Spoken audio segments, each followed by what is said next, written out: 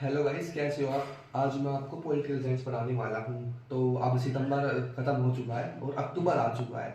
अब मैं ये सोचना चाह रहा हूँ कि आपको ये बताया जाए कि आप बोर्ड की तैयारी अगर अब से शुरू नहीं करेंगे तो फिर काफ़ी दिक्कत आ सकती है। तो अब आज आप मेरे साथ अभी से ही जुड़ जाइए और हम पॉलिटिकल साइंस शुरू करते हैं। तो हमारी पॉलिटिकल साइंस के अंदर दो बुक्स हैं जो यहाँ पर लिखे हुए हैं। एक है समकालीन विश्व में राजनीति। समकालीन विश्व में राजनीति का मतलब ये होता है कि जो पूरे विश्व के अंदर जो राजनीति चल रही है उस बारे में बात करते हैं। अब एक बार इधर देख लेते हैं कि स्वतंत्र भारत में राजनीति। स्वतंत्र भारत के मतलब यानी कि स्वतंत्रता से हमें पता चल रहा है, इस वर्ड से हमें पता चल रहा है कि उस समय यानी कि 1947 के बाद का जो टाइम था, 1947 के आसपास का जो टाइम था, हमें उस बारे में चर्चा करनी है। अब जब उस बारे में चर्चा करनी है तो हम धीरे धीरे, अब ये तो नहीं है कि हम एक साथ दोनों को पढ़ लेंगे, लेकिन हम धीरे धीरे शुरू करते हैं। सबसे पहले हम शुरू करेंगे समकालीन विश्व में राजनीति, यानी कि पूरे विश्व में क्या चल रहा था। अब हम इस बुक को बाद में पढ़ेंगे, पहले हम ये बुक पढ़ते हैं, समकालीन विश्व में राजनीति। समकालीन विश्व में राजनीति का पहला चैप्टर है हमारा पहला चैप्टर है शीत युद्ध का दौर। शीत युद्ध का दौर यानी कि शीत युद्ध होता क्या है, उसको जानने से पहले हमें ये जानना पड़ेगा कि उससे पहले हुआ क्या था। उससे पहले हमारे दो विश्व युद्ध हो चुके थे, दो विश्व युद्ध।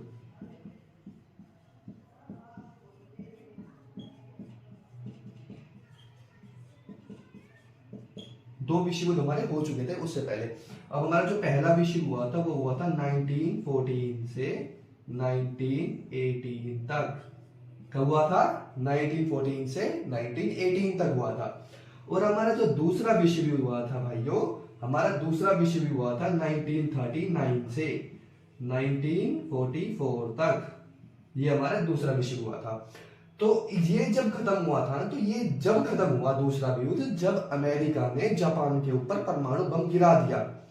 उसका अमेरिका का कहना ये था कि अगर मैं परमाणु बम नहीं गिराता तो हमारा विश्व युद्ध खत्म नहीं होता और हमें ये विश्व युद्ध अब खत्म करना था।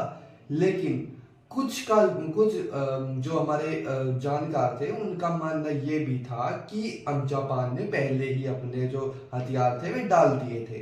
और लेकिन जो अमेरिका जो आलोचक थे उनका मानना ये था कि अमेरिका ने जापान के ऊपर परमाणु बम इसलिए गिराया क्योंकि वो सोवियत संघ को अपनी पावर को दिखाना चाहता था कि भाई मैं ही अकेला राज करूंगा पूरे विश्व के अंदर।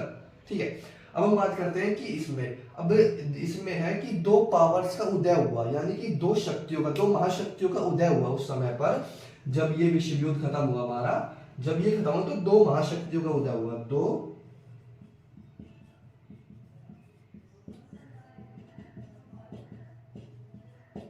दो महाशक्तियों का उदय हुआ। पहली थी हमारी अमेरिका, और दूसरी कौन सी होगी भाई? दूसरी हमारी सोवियत संघ। अब मैं बताता हूं कि शीत युद्ध वो युद्ध होता है जिसमें युद्ध होने की संभावना होती है लेकिन युद्ध होता नहीं है। अब जो शीत युद्ध की शुरुआत हुई थी वो 1945 से हुई थी। कब हुई थी? 1945 से 1991 तक चला। ये कितने सालों तक चला? कोई आपसे पूछे कितने सालों तक चला? ये चला 45 सालों तक ये चला। युद्ध कितने सालों तक चला? 45 सालों तक चला।